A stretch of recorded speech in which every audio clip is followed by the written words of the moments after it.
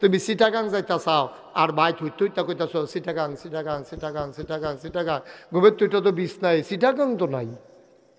ঠিক কিনা কও? তুমি যাইতে চাইবা জান্নাতে, আর ঘরে শুয়ে শুয়ে বলবে আল্লাহ জান্নাত, আল্লাহ রাস্তা দিয়ে যেতে আটটা যে চলেছি, এই আল্লাহ হুন্নে হেতারা বেড়ে ডরাই নিছে তা আল্লাহ জান্নাত না দিয়ে উপায় নাই। তুমি মুহে কইবে আল্লাহ জান্নাত দিও, তুমি তো যেই কারবার করছো কথাটা কি কইলে তা? তুমি মসজিদের ভিতরে ফির সাহেবের লোকে বইয়া বইয়া জিকির করতে আসো, লাই লাহা লাই লাহা, পুরাটা মসজিদ মনে হয় কাঁপতে আছে তার জিকিরের লগে। তে ফাল দেখি আরেকবার রুফে পড়ে, আরেকবার ডর এমনি নিজে রইছে, কার উফরে গিয়া কেড়ায় পড়ে কোন যেত না কি একটা সারা বেড়া যাইতে আছে। এর ভিতরে দিয়া মসজিদের সামনে একজনে ফোন দিছে, ভাই সাহেব কিস্তির টেহারা লইয়া ইসলাম। কি একটা কথা কয় না দেখি, কিস্তির টাকাটা লইয়া ইসলাম আপনি কো হ্যাঁ তো তার ফোন ছাড়া না ভাই, কিস্তির টেহারা লইয়া ইসলাম আমি তো মসজিদের সামনে আপনি কো। এবার এই জিকিরের ভিতরে দেখতেছে লাই হাইল্লাহ টেহা লইয়া আইয়াল্লাহ। তুমি কি মুসলমান রয়েছ আব্বা? তুমি এগুল দিয়া কইতেছ লাইলা হিল্লাল্লাহ, আর এগুল দিয়া সুদের কিস্তির টেহা আইয়াল্লাহ অনেক লেগে কইতে আসো, ডাকতে আসো। তুমি কি মুসলমান রয়েছ নি বেড়া? এই তারা উঠতেছে কেন? এই এই বসা কান্টুফি। ওই যে বলছিলাম 5 মিনিট পরে কিন্তু জায়গা পাবেন না, হয়েছে ঘটনা। আপনারা তো ঠিকই বসলেন না। এখন যারা আসতে আছে তারা কি কারবার হবে চিন্তা করে দেখছে? যারা দাঁড়িয়ে আছেন এখনো যদি মনে করেন একটু জায়গা আছে, আপনি দাঁড়াই থাকার দরকার নাই তো, ভিতরে চলে আসে।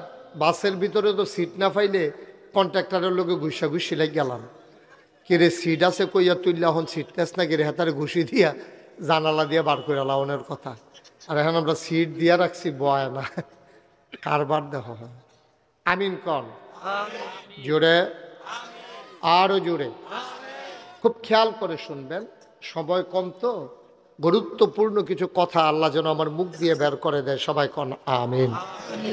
আজকে আর একেবারে আয়েশ কইরা বৈশা ভর্তা ভাজি সালাদ টালাদ দিয়া হবে না, আজকে গুস্ত দিয়া তাড়াতাড়ি কয়েকটা লুকমা দিয়া ফ্যাট ভরণ দিয়া কথা আল্লাহ যেন কবুল করে। সবাই করা আমিন। তো যে কথাটুকুন বলছিলাম যে আমরা যে লেখাপড়া করি, যে বাচ্চাগুলো হাফেজ হলো, আমরা আলেম হলাম, অনেকে পিএইচডি করলো, ডক্টরেট করলো, ইঞ্জিনিয়ার হলো, ডাক্তার হলো, আমরা লেখাপড়ার উদ্দেশ্যটা ভুলে গেছি। আপনি রাস্তায় হাঁটতেছেন কিন্তু কোথায় যাবেন আপনি জানেন না। কথা খেয়াল করেন, চিকন কথা, মোবাইলগুলো বন্ধ করে দেন। হাতে যারা ধরে রেখেছেন এভাবে না ওয়াজ শোনা হয় না রেকর্ড হয়, দুইটার একটাও হয় না। কথা বুঝাইয়া বলতে পারি নাই বোধহয় আমি, না না ওই যে উনারে বুঝাইতে পারি নাই আমি। হ্যাঁ, সবাই মোবাইলগুলো বন্ধ করেন, দয়া করে একটু খেয়াল করে শুনেন। সবসময় তো ইউটিউবের ভিতরে দেখছেন, তো ওখানে যদি ভিতরে চাইয়া থাকেন তো আর আমি বাড়ি শিখিতা। এটা বন্ধ করেন, সবগুলো বন্ধ করে আমার দিকে শুধু তাকাই থাকেন।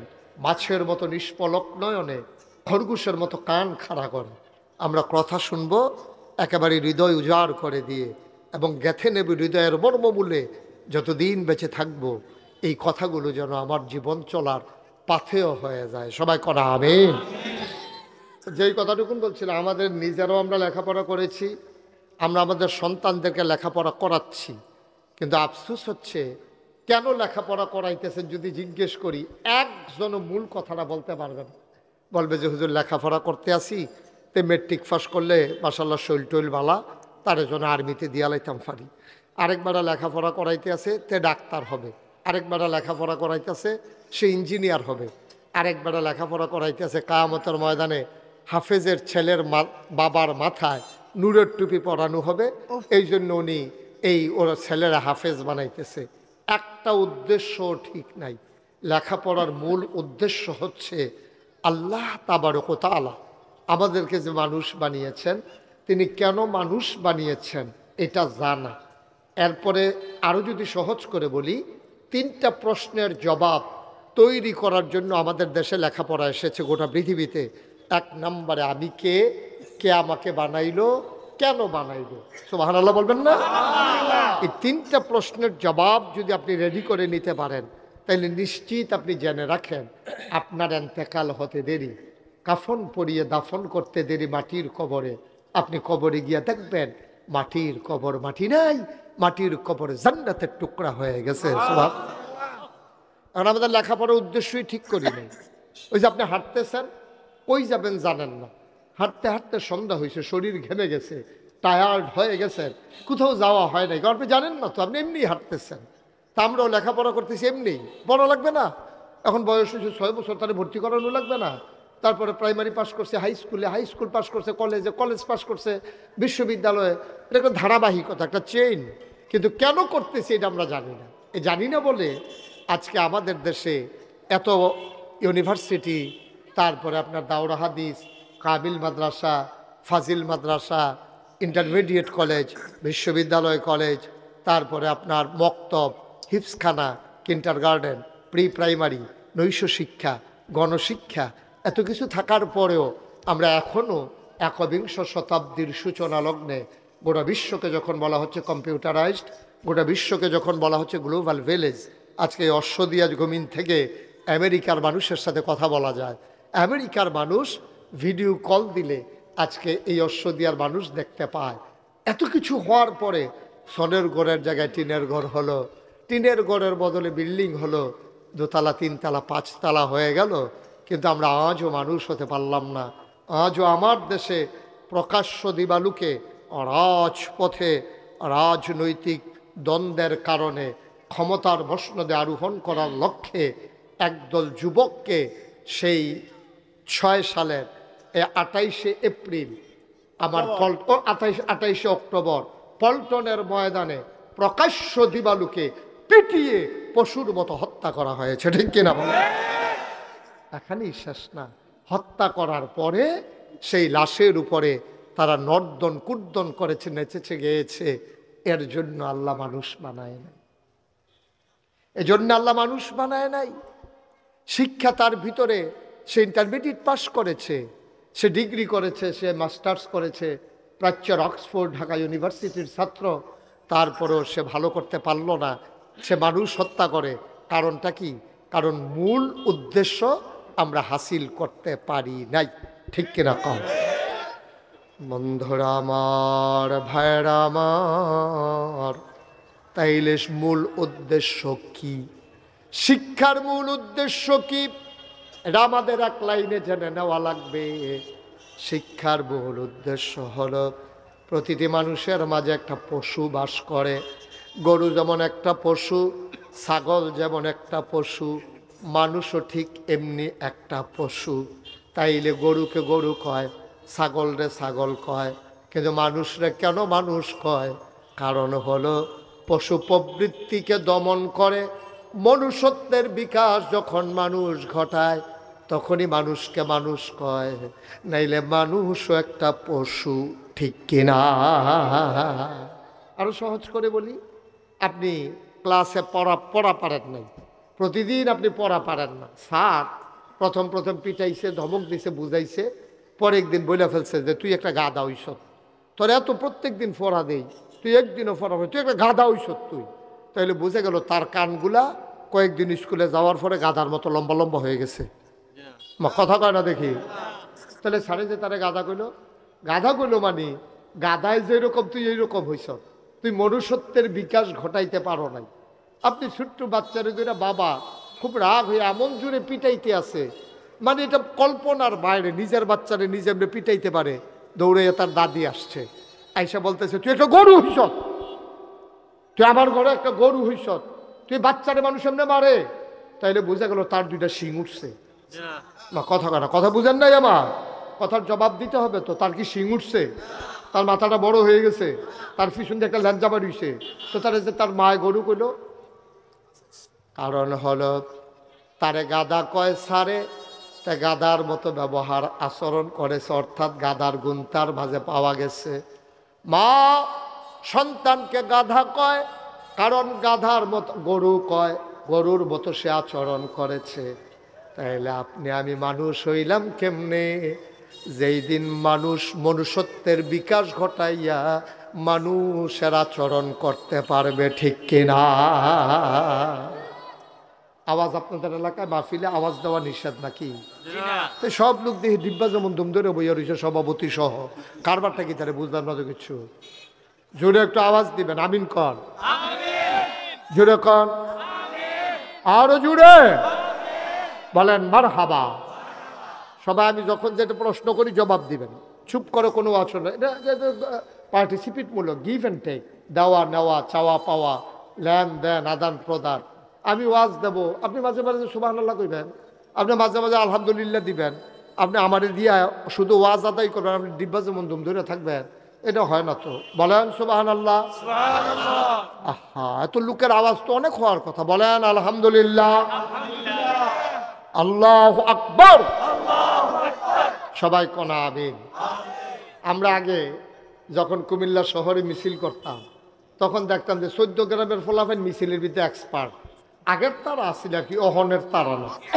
হ্যাঁ আছে, হ্যাঁ 5 বার না 6 বার তো মাই খেয়ে কইলাম কুতুর আওয়াজ দিয়ে আমরা যেই আওয়াজ দিতে আছে এটা তো আমার কাছ পর্যন্ত আইয়া না, আপনারা অহনো আওয়াজ ভালো। মারহাবা কন, কন, সবাই কন আমিন।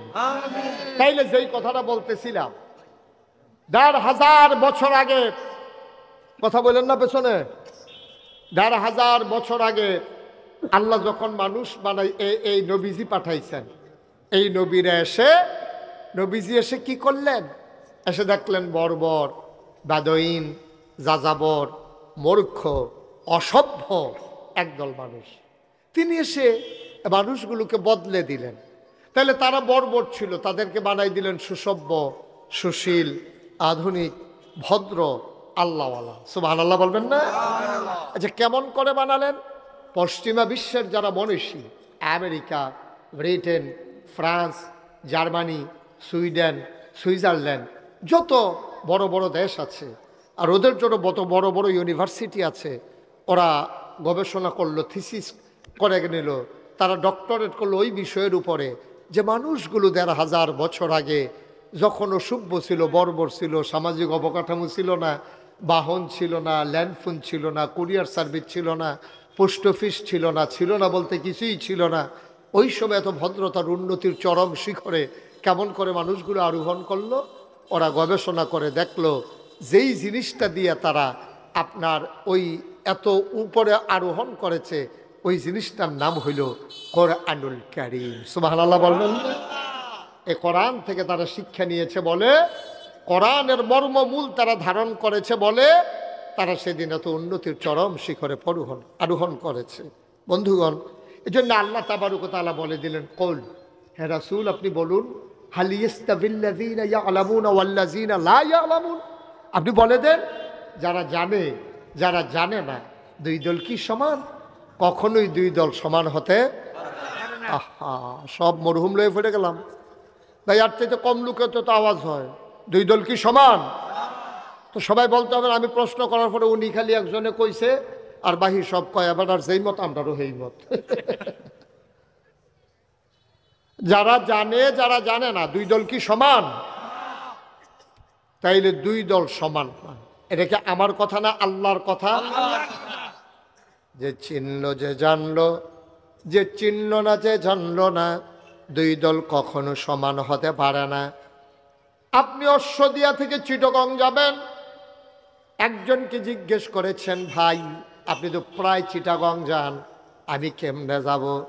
ওই রাস্তার মুখে ওই জায়গাটার নাম কি? বিশ্ব রোড। ওই মিয়ার বাজার গিয়া বাসে উঠবেন। এখন কোন দিকের বাসে উঠবেন আপনি আর বলেন নাই, বলছে মিয়ার বাজার দিয়ে বাসে উঠবেন। সে রাস্তার ওই পারে চলে গেছে, সে গেল চিটাগং, আর এই পারে আইসা দাঁড়াই রইছে, বাস আসছে, বাসে উঠতে হবে বলে দিছে। এখন যখন বাসে উঠছে, সে কি চিটাগং না ঢাকা? সে জানে না, সে একটু জানছে বাসে উঠা লাগবে, কিন্তু কোন দিকের বাসে উঠা লাগবে সে জানে নাই। এই জন্য সে বাসে উঠা ঢাকা চলে গেছে। আমরা যারা জান্নাতে যেতে চাই, আমি যদি জিজ্ঞেস করি জান্নাতে যেতে চান কারা, একজন লোকেরও হাত নিচে থাকবে না। মনে করেন জিজ্ঞেস করলাম, আমাদের ভিতরে জান্নাতে কারা যেতে চান? হাত উঠান। দেখছেন, যেটা বলছিলাম এটাই হয়েছে। উনি 2 হাত তুলছে, কয় অর্ধেকটা নিয়ে আবার নিগায় 1 হাত তুললে ফুরাটা লইয়া যাইতাম চাই। হ্যাঁ মাশাআল্লাহ ভালো। তাহলে সবাই জান্নাতে যেতে চান? তাহলে জান্নাতে যেতে হলে গাড়িতে উঠা লাগবে। এই গাড়ির নাম না হইলো কবর। সুবহানাল্লাহ বলবেন না? আপনি যদি ঢাকা যেতে চান বাসে উঠা লাগবে, চিটাগং যাইতে চাইলেও বাসে উঠা লাগবে। আপনার জানতে হবে আপনি কোন দিকের বাসে উঠবেন। আপনি যদি জান্নাতে যেতে চান, জান্নাতেরও একটা গাড়ি আছে, আবার জাহান্নামের একটা গাড়ি আছে। এখন সিদ্ধান্ত নিতে হবে আপনি কোন বাসে উঠবেন, জান্নাতের না জাহান্নামের। এখন উঠে গেছেন আপনি জাহান্নামের গাড়িতে, যাইতে চান চিটাগঙ্গে, ঠিক কিনা? জাহান্নামের গাড়িতে উঠে আপনি জান্নাতে যেতে চান, এটা কেমনে সম্ভব? কোন কেমনে সম্ভব? চিটাগাঙ্গের বাসে উঠতে আপনি ঢাকা যাইতে চান? হ্যাঁ, আপনি ফেনি গিয়া কইবেন ইন্না লিল্লাহ ফেনি। আপনি ফেনি গিয়া সেটা যখন কন্ট্রাক্টরে কইব ভাড়া দেন, কই আইছি ঢাকা গনাইছে না, কই কি এর ঢাকা? আমি না বাসে উঠলাম, কয়ে চিটাগাঙ্গে বাস না, ফেনি গিয়া কই ইন্না লিল্লাহ ফেনি। আপনি ইন্না লিল্লাহ ফেনি কইয়া লাভ দিয়া ফরন যাইব। ঢাকার দিকে আপনি একটু আগাইতে পারেন নাই, কারণ হলো আপনি ঢাকার বাসে উঠেন নাই। আপনি সারাটা জীবন শেষ করতেছেন জান্নাতে যাবার আশায়। যেই কয় হাত উঠান সবার সাথে আপনি হাত উঠান, কিন্তু আপনি উঠে গেছেন জাহান্নামের গাড়িতে, ঠিক কিনা? আপনি জান্নাতে যাবেন কেমনে? কেমনে যাবেন জান্নাতে? আল্লাহর নবী জাহান্নামের বাসিন্দাগুলোরই জান্নাতের গাড়িতে উঠাই দিলেন আর বলে দিলেন, শোনো শোনো শোনো, হাল ইয়াস্তাবিল্লাযীনা ইয়ালামুন ওয়াল্লাযীনা লা ইয়ালামুন, যারা জানে যারা জানে না দুই দল কি সমান? কই ইয়া রাসূলুল্লাহ, দুই দল সমান হবে কেমনে? কয় তাইলে আসো, ইকরা বিইসমি রাব্বিকাল্লাযী খালাক। তাইলে চলো লেখাপড়া শুরু করে দেই ওই আল্লাহর নামে যিনি তোমাকে আমাকে সৃষ্টি করেছেন। বলো সুবহানাল্লাহ। আমরা উদ্দেশ্য ভুলে গেছি, বলছিলাম না প্রথমে, আমরা মানুষ হওয়ার জন্য, জান্নাতে যাওয়ার জন্য একটা মানুষও লেখাপড়া করে না। আমি নিজেই তো করি নাই। আমি মনে করছি কামেল পাশ করলে মাদ্রাসায় চাকরি হবে, তো মাদ্রাসায় চাকরি হলে বেতন পাবো। উদ্দেশ্যটাই ছিল কামেল পাশ করলে চাকরি হবে, কিন্তু কামেল পাশ করলে আমি আল্লাহকে চিনবো, আর আল্লাহরে চিনতে পারলে আল্লাহর রাস্তা, জান্নাতের রাস্তা চিনবো, আর ওই রাস্তায় চলতে থাকবো, একদিন জান্নাতে চলে যাব। এই উদ্দেশ্যে আমার জানা মতো একটা ছেলেও লেখাপড়া করে না। আমরা গার্জিয়ানরা ওই উদ্দেশ্যে লেখাপড়া করাই না। যারা বাচ্চা তারাও করে না। যদি তারা করত, আল্লাহর চিনার উদ্দেশ্যে যদি আপনার লেখাপড়া করত, তাইলে বাংলাদেশের মতো শতকরা 92 জন লোক মুসলমানের দেশে একটা ছেলেও কিন্ডারগার্টেনে ভর্তি হইতো না, ঠিক কিনা? কেউ কোনো মা বাবা তারা কিন্ডারগার্টেনে ভর্তি করাইতো না। দেখেন, মুসলমানের সন্তান আপনি যাই মানেন আর না মানেন, ফরও মাসালা নিয়া সারা জীবন দ্বন্দ্ব ছিল। সাহাবাদের মাঝে ছিল, তাবেঈদের মাঝে ছিল, তাবে তাবেঈদের মাঝে ছিল, তারপরে আইম্মে মুজতাহিদিন, আইম্মে শরীয়ত, আইম্মে তরিকত, সালফে সালিহিন, উলামায়ে মুতাকাদ্দিমিন, মুতাআখিরিন, ইমাম সাহেবান, মুফতিয়ানে এজাম, মুফাসসিরিনে কেরাম, সবার মাঝে সারা জীবন ফরও মাসালা নিয়ে দ্বন্দ্ব ছিল। আপনি পাগড়ি বাঁধবেন কি বাঁধবেন না, না বাঁধলে হবে কি না, নফল পড়বেন কি পড়বেন না, তাহিয়াতুল ওযু, দুখুলুল মসজিদ, আওয়াবিন, কোনটা পড়া যাবে কোনটা পড়া যাবে না, এগুলো নিয়ে দ্বন্দ্ব ছিল। কিন্তু সেই নবী থেকে শুরু করে আজকে পর্যন্ত ফজরের নামাজ ফরজ 2 রাকাত, এই ব্যাপারে কোথাও কোনো দ্বন্দ্ব শুনছেন? কোনো যুগে শুনছেন? কোনো দেশে শুনছেন? ফজরের নামাজ ফরজ 2 রাকাত, এই ব্যাপারে কোনো দ্বিমত নাই। এবার আসে জুহরের নামাজ ফরজ 4 রাকাত, এই ব্যাপারেও দ্বিমত নাই। আসরের নামাজের ফরজ 4 রাকাত, এই ব্যাপারেও যে হে কওমি হোক, খারিজি হোক, আলিয়া হোক, সুন্নি হোক, আহলে হাদিস হোক, আর আমরা তো কোনো ভাগও পড়ে গেলাম না। এই যে এত ভাগ করলাম, একটার ভিতরে আমি পড়তাম পারছি না। হলো আমরা সুন্নি হইতাম পারলাম না, ওহাবি হইতাম পারলাম না, তারপরে গা বাহিরি যে আহলে হাদিস কিতা কিতা আরও আছে, এটি তো পইলে নাই। এখন আমরা কোন ভাগও পড়লাম? আমরা কোনো ভাগে পড়তে চাই না, আমরা ইসলামের ভাগে পড়তে চাই, ঠিক কিনা বল? কোনো ভাগ আমাদের দরকার নেই। এই ভাগে ভাগে গজব হয়ে গেছে, দেশটা গজব হয়ে গেছে। এই ভাগ আর দরকার নাই।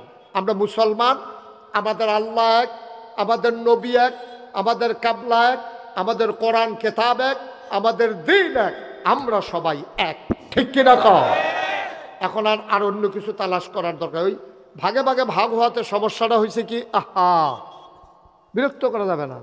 ভাগে ভাগে এক হওয়াতে কি, ভাগ হওয়াতে কি সমস্যা হয়েছে জানে? আমরা যখন বিভিন্ন জায়গায় মাহফিলও যাই, সুহি দিয়া ওই বেড়ার ফাঁক দিয়া, জানালার ফাঁক দিয়া, ওই যারা ওয়াজ শুনতে আইছে এর ভিতরে যদি বুঝে শুনে বালা, জানালার ফাঁক দিয়া দরজার মাঝিরে উকি দিয়া টুফির দিকে চায়, হুজুরের টুফিটা কেমন। না, আমরা টুফির মতো না। নাউজুবিল্লাহ বলবেন না? হুজুরের টুপি কেমন, হুজুরের পাঞ্জাবির কালার কেমন, টুপির কালার কেমন, তারপরে নমুনা কেমন, এইসব দেখা আমাদের দেশে হুজুর তালাশ করা হয়।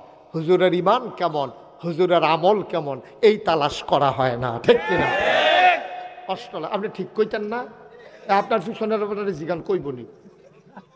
আমি যে এতবার কইতে আছি কথা বললেন, কথা বললেন, ভাই এটা কি বুঝলাম না তো কিছু। ইচ্ছা করে করতে আসেন এমন নাকি উনি বাইতে করে? তো আওয়াজ দিবেন, প্রশ্ন করলে জবাব দিবেন না। সবাই কনা আমি। আমাদের দেখা দরকার একজন মানুষের ইমান কেমন, একজন মানুষের আমল কেমন। ঠিক কিনা কম? কি রঙের টুপি মাথার দিছে, আর পাঞ্জাবির নমুনা কিরম, পায়জামা কেমন, এইগুলো আমাদের তালাশ করার সময় নাই। গোটা বিশ্বে 250 কোটি মুসলমান হওয়ার পরে বেটা কোনো কাফের বেদিন কেউ মারি খায় না। যা কইতে আছে মারি খা, হুত্তা ফাও, মিথ্যা কথা। এই বাংলাদেশে কি ধোয়া তুলছে ইন্ডিয়ার তারা, যে বাংলাদেশে নাকি হিন্দুরা মারি খায়। একটা প্রমাণ দেখাও 5ই আগস্টের পরে কোন মন্দিরে আঁচল লেগেছে, কোন হিন্দুর দোকানে আক্রমণ হয়েছে, কোন হিন্দুর গায়ে আঘাত পড়েছে, একটা ঘটনা দেখাও। ঠিক কি দেখাও? আমরা কুমিল্লা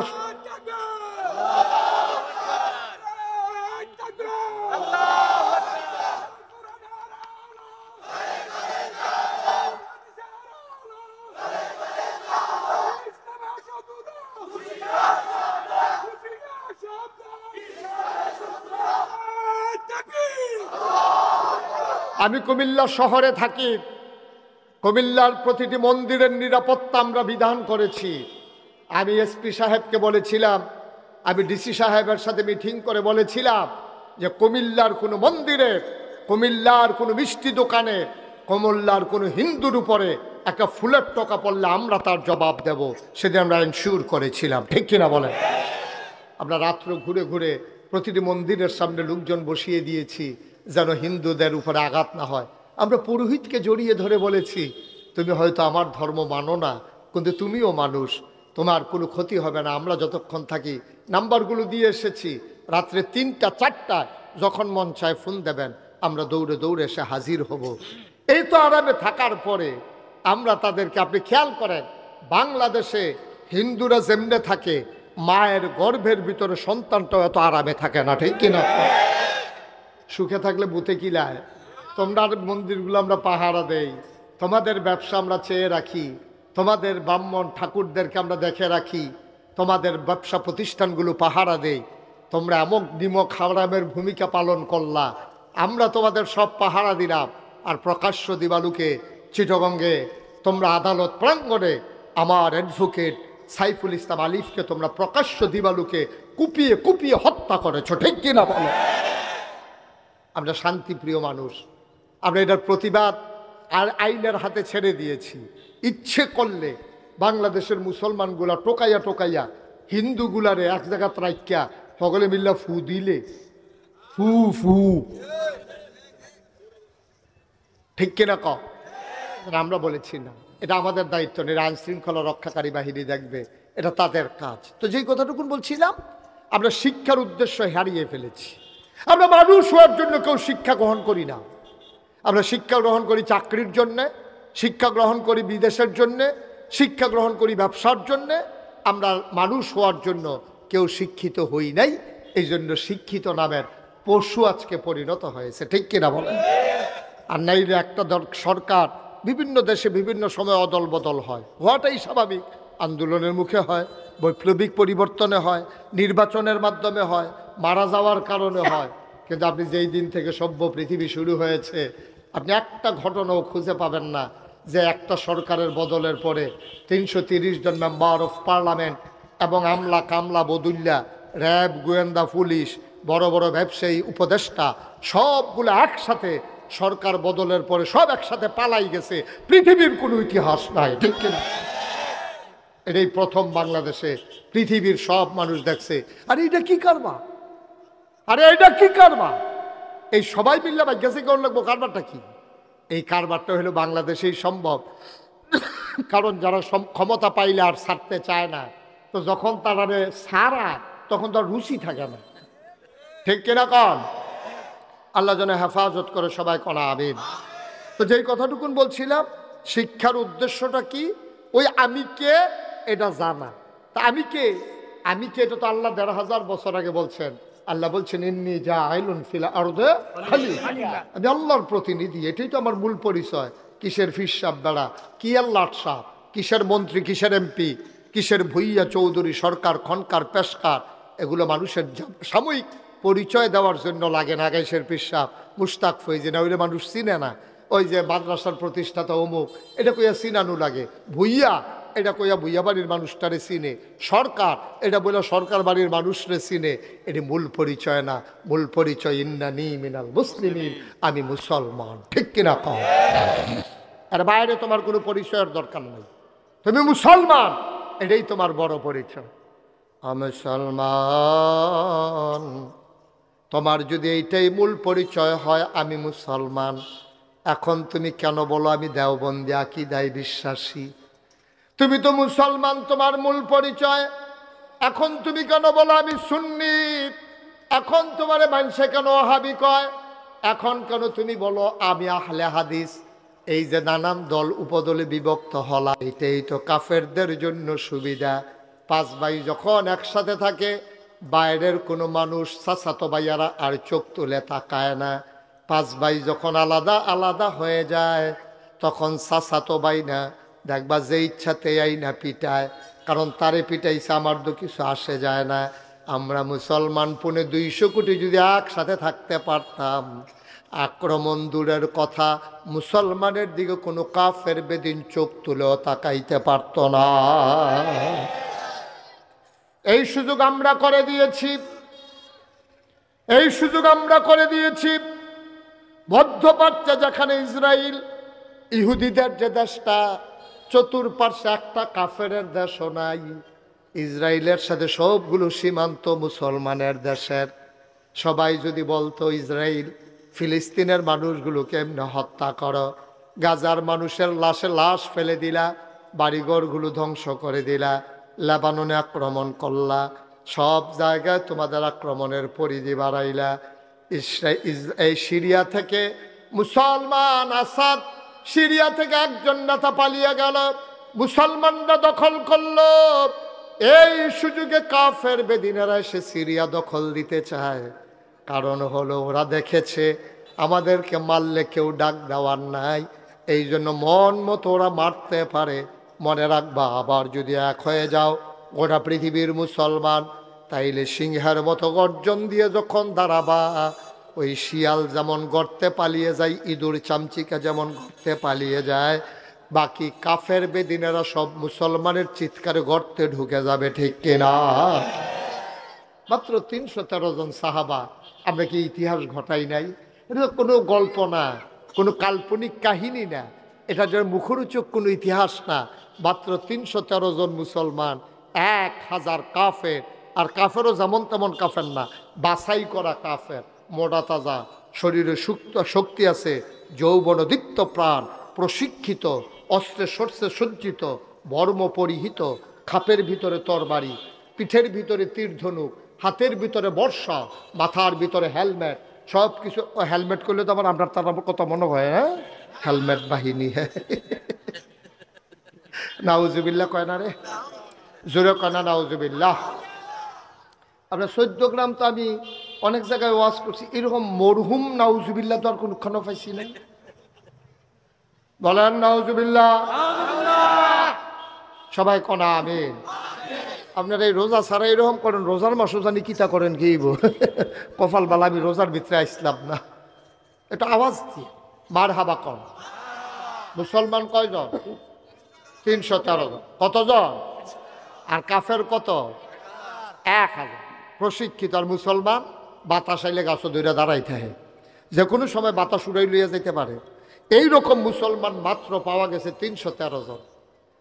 মুসলমান, এই 313 জন মুসলমান অস্ত্র পেল না, বর্ম পেল না, মাথায় হেলমেট শিরস্থান পেল না। বদরের প্রান্তরে যখন বাইর শুরু হয়ে গেল, 70টারে কুবাইয়া 2 টুকরা করে ফেললো, 70টারে পিস মোড়া বান দিয়া শোয়াই ফেললো, বাকিগুলা দিল দূর, সবগুলা পালাই গেল। আমরা সেই মুসলমান, ঠিক কিনা? আজকে কাফের বেদিনেরা টিটকারি মারে, মস্কারা করে, আমাদের উপরে জুলুম করে, নির্যাতন করে। আমার বাবার ভিটা থেকে আমারে তারাই দিতে চায়। এই আলেম ওলামা বাংলাদেশে 92% জন লোক মুসলমানের দেশে আলেম ওলামারে কি নির্যাতনটা করেছে। আমার অনেকে কয়, হুজুর সরকার যে বদল হইল, এটার কোনো কারণ টারণ আপনি খুঁজা পাইছেননি? আমি কইছি, আমি 101টা কারণ খুঁজা পাইছি। কয়টা?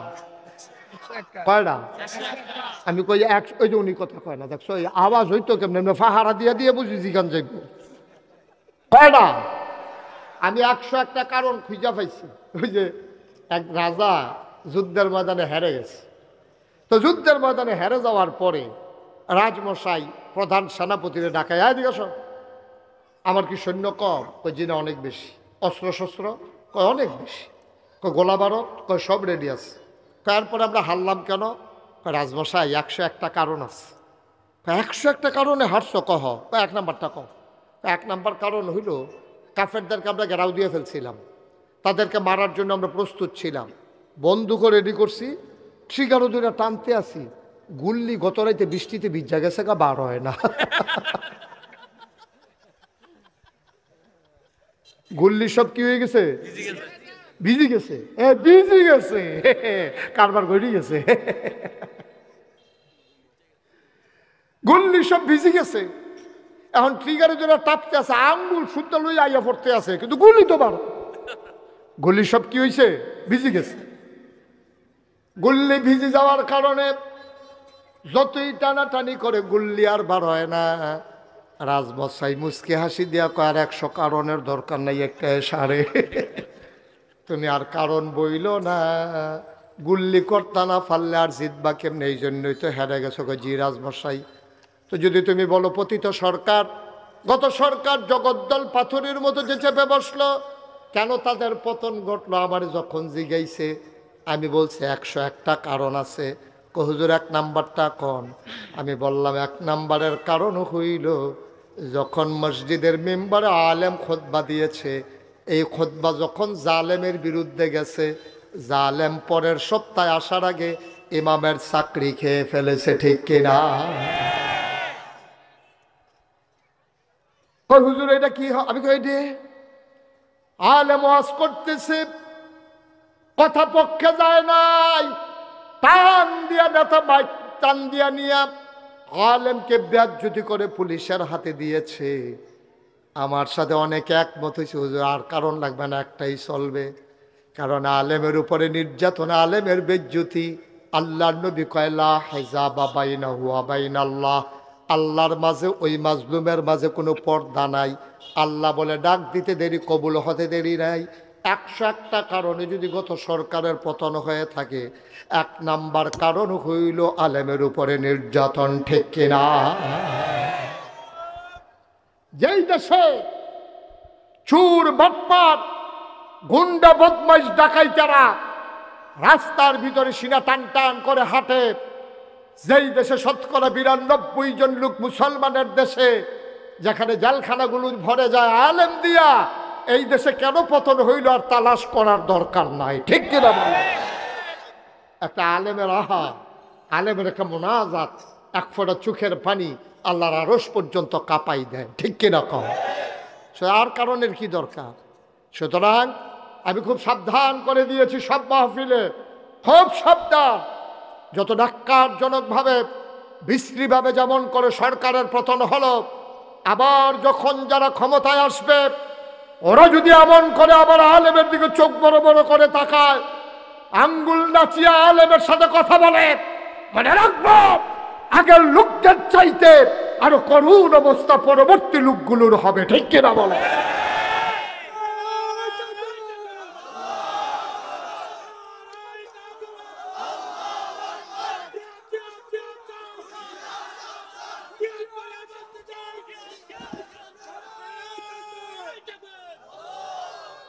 সবাই পড়ে না আমিন, জোরে পড়ে না আমিন।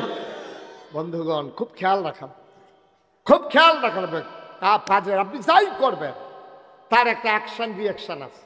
আপনি যা করবেন, আপনি পানির নিচে ডুব দিবেন তো ভিজে যাবেন। আপনার পেটে খিদে আছে, খাইছেন, পেট ভরে যাবে, এটা কোন সমস্যা। আপনি ছুরি দিয়ে পুষ দিয়েছেন, রক্ত বের হবে। সব কাজের একটা অ্যাকশন আছে, রিয়াকশন আছে। যখন রক্ত বের হয়ে গেছে তা আপনার রক্তে শূন্যতা দেখা দেবে, এটাই তো স্বাভাবিক। জাতির ভিতরে শূন্যতা দেখা দিয়েছে, জাতিকে বিভক্ত করে। হ্যাঁ, কিচ্ছু একটা হইলেই রাজাকার রাজাকার, ঠিক কিনা ক? রাজাকার রাজাকার খেলা শেষ, ঠিক কিনা ক? এটা আর এখন কামও লাগে না। ওই যে বাগাইয়ে বাগাইয়ে এটা কয়দিন কইতে কইতে এখন বাঘ আইলেও আর ডর করে না। কথা কইতেছেন না কেন? না, আপনি ওয়াশ করবেন, করেন না, অসুবিধা কি? এখানে কাছে বইয়া বইয়া কথা কইলে তো এত ওয়াশ করবেন, এই ডে বালা। আমিন কন, জোরে কন। বন্ধুগণ, যে এই কথাটুকুন বলছিলাম, তা আল্লাহ তাবারক ওয়া তাআলা আমাদেরকে যে মানুষ বানাই দেন, মনে আছে না কথা? মানুষ আমরা ভুলে গেছি বলে আজকে এই ঘটনা হয়। আমরা ভুলে গেছি আমাদেরকে কেন আল্লাহ মানুষ বানিয়েছেন, এই কথা ভুলে গেছি। আমি জানতে চেয়েছিলাম মাওলার দরবার, এই দুইজনকে বসাই দেন, এই যে ভাই বসতে হবে, ওই বাচ্চাটারও বসান। তো এখনো বুঝ জানাতে মনে করছে অন্য হুজুর। সিফা দিয়া বইয়া থাকেন, ঘটনা আছে আরো অনেক বেশি। মাত্র শুরু হয়েছে, এর ভিতরে উঠে দোকানটা খুললে সারছি না, কয় বাহি দেন। উঠবেন লাস্টে দিয়ে, আমি তো কমু যে উঠেন, এবার এর আগে উঠে উঠি নাই। সিফা দিয়া বইয়া থাকেন, বার হাবা কর, জোরে কর আর জোরে।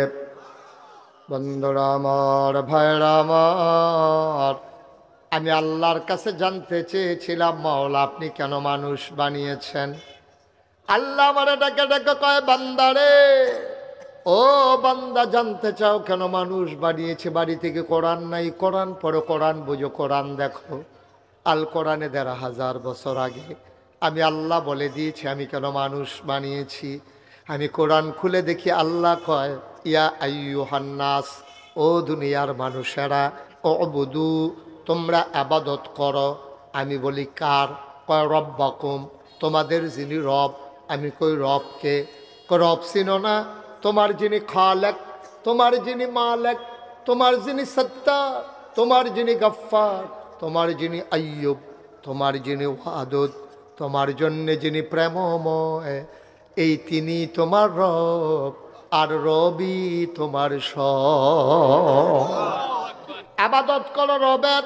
আমি বললাম কেন রবের আবাদত কেন করবো? কয় আল্লাযী খলাকাকুম, যেহেতু তিনি তোমাদেরকে সৃষ্টি করেছেন। আমি বললাম কে আমারে সৃষ্টি করেছে? আমার আব্বা, আমার আম্মা যৌবনীবতী যখন হয়ে গেল, সবাই মিলে সেটেল ম্যারেজ করিয়ে দিল, সবাই মিলে বিয়ের বন্ধনে আবদ্ধ করে দিল, মধুর বাসরে দিয়ে দেওয়া হলো। মধুর মিলনে বাবা মা লিপ্ত হয়ে গেল। বাবার পিঠ থেকে, মায়ের বুক থেকে 2 ফোঁটা পানি সবেগে নির্গত হয়ে মায়ের ইন্টেন্সিভ কেয়ার, মায়ের সুরক্ষিত রেহেবের ভিতরে 2 ফোঁটা পানি একত্রিত হয়ে গেল। মেডিকেল সায়েন্স বলে পিতার পানির ভিতরে থাকে শুক্রাণু, মায়ের পানির ভিতর থাকে ডিম্বাণু। শুক্রাণু ডিম্বাণুর যখন মিলন হয় তখন জীবনের পয়দা হয়। আব্বা আম্মার মিলনের কারণে আমি ফোঁটা পানি হয়ে গেলাম 1 ফোঁটা রক্ত, ফোঁটা রক্ত হয়ে গেল 1 টুকরা গোশত। গোশত আস্তে আস্তে প্রলম্বিত হলো, আবার গোশতের মাঝে নাক হলো, মুখ হলো, চোখ হলো, কান হলো, হাত হলো, পা হলো। আবার বান্দা তিল তিল করে মায়ের রেহেমের ভিতরে বড় হয়। ও মুসলমান, বিবেককে জিজ্ঞেস করো, সন্তান বড় হয়, খাবারের দরকার আছে নাকি না? আহা, নাই। খাবারের দরকার আছে নাকি নাই? এখন মায়ের ভিতরে সন্তান বড় হয়, খাবে কি? মায়ের পেটের ভিতরে সন্তান বড় হয়, কি খাবে সন্তান? মায়ের খবর নাই। মা রান্না করে, বাবা মিয়ার বাজারে দোকানদারি করে। সন্তান খাবে কি, মায়েরও খবর নাই, বাবারও খবর নাই। আল্লাহ ডাক দেয়া কয়, বান্দারে, ও বান্দি আমার, তোদের খবরের দরকারও নাই, বান্দা আমার, টেনশনও আমার, বান্দা আমার, চিন্তাও আমার। আল্লাহ তাবারক ওয়া তাআলা মায়ের নাভির সাথে সন্তানের নাভির কানেকশন লাগাই দিলেন। একটা স্যালাইনের লতের মতো কানেকশন লাগাই দিলেন মায়ের নাভির সাথে সন্তানের নাভির। সন্তান এখন কি খায়? মায়ের মাসিকের রক্ত আল্লাহ বন্ধ করে দিলেন। সুবহানাল্লাহ, সুবহানাল্লাহ। মায়ের মাসিকের রক্ত আল্লাহ বন্ধ করে দিয়ে, এই রক্তটা তো মুখ দিয়ে আল্লাহ দিতে পারতেন, কিন্তু তিনি মুখ দিয়ে দিলেন না। রক্ত নাপাক জিনিস। এই নাপাক রক্ত মুখ দিয়ে দিলে পাক মুখটা নাপাক হয়ে যাবে। এই মুখ দিয়ে তুমি একদিন কোরআন তেলাওয়াত করবা, এই মুখ দিয়ে তুমি একদিন আল্লাহর জিকির করবা, এই মুখ দিয়ে তুমি সুন্দর সুন্দর আলোচনা করবা। আল্লাহ মুখটার পাক রেখে দিলেন না, পাক হতে দিলেন না। এত ছোট্ট একটা পটলার ভিতরে কেমনে মুখটারে হেফাজত করে রাখলেন? নাভির সাথে নাভির কানেকশন লাগাইয়া পেটের ভিতরে রক্ত ঢুকিয়ে দিলেন। সন্তান তিল তিল তিল তিল করে বড় হয়। দুনিয়াতে মেহমান আসবে, দাদি কাঁথা শিলায়, নানি কাঁথা শিলায়, মা চাচিরা কাঁথা শিলায়, ছোট্ট বালিশ বানায়। কিন্তু সন্তান দুনিয়াতে আসলে খাবে কি, কারো এই ব্যাপারে টেনশন নাই। পাঙ্গাস মাছের ভিতরে বিষ, বাতাসের ভিতরে কারির কালো দোয়া, ইটার ভাট্টার দোয়া। মানুষ কি খাবে? গরুর দুধের ভিতরে চিংড়ি মাছ, গরুর দুধের ভিতরে চিংড়ি মাছ। এটা বোধহয় এখনো বুঝেন না। হ্যাঁ, তো দুধ কিনা বাইক গেছে পরে, যখন পানিতে চুলাতে বসাইছে, চিংড়ি মাছ লাভ দিয়ে গিয়ে পড়ে গেছে। পানি একটু গরম পাইয়া চিংড়ি মাছ লাভ দিয়ে বাইরে পড়ে গেছে। এখন যেই মহিলা দুধ জাল দিতে আছে, সেই মহিলা তো সাংঘাতিক, যে আরে এটা কি কারবার। আরে একবার এবারে কথা কয়, একবার এবারে দিকে চায়, করতেছে নাকি? এত দায়িত্ব লইয়া বইছেন আপনারা? হ্যাঁ, এত দায়িত্ব লইয়া বইলে ওয়াজ করুন যা। সবাই কনা আমিন। পাশের লোকগুলো দোয়া করা লাগে, একেবারে দোয়ার হালাতে থাকা লাগে, যে আল্লাহ, একটা মানুষ কথা বলতেছে, কত হাজার মানুষ শুনতেছে, আল্লাহ তুমি ওনার মুখ দিয়া ভালো ভালো কথাগুলো বের করে দাও। এটা কি ওয়াজ করুন কি মাটি কাটুন নাকি, যে শরীরটাকে খুব দিলে চাক্কাটা বড় উঠবে, এটা কি এরকম নাকি? তা আপনি দোয়া না করবেন, আপনি এই ফিলিপিন চান কীর্তেন আপনি। আমিন ক, জোরে কনা আমিন, আরো জুড়ে। আবার সন্তান দুনিয়াতে আসবে। ওই যে বলছিলাম দুধের ভিতরে চিংড়ি মাছ, আইলো কেমনে চিংড়ি মাছ? মহিলায় দৌড় দিয়ে গিয়া স্বামীরে কয়, দুধ দি চিংড়ি মাছ পাওয়া গেছে। কয় দুধ রাধা, দুধ লইয়া জগ কইরা যেই বেড়াতে দুধ কিনছে হেবার আর বাইক গেছে। গিয়া কয়, কি তোমার দুধের ভিতরে চিংড়ি মাছ পাওয়া গেছে, কি কারবার করছো?